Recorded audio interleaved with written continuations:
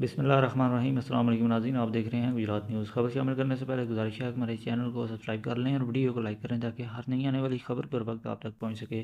ناظرین، اہم خبر آپ کے ساتھ شیئر کرنے جا رہے ہیں کوٹلہ ربیع خان سے۔ میڈیا پر چلنے والی خبر کے مطابق مقامی پولیس نے ایک منشیات فروش کو کوٹلہ سے گرفتار کیا ہے۔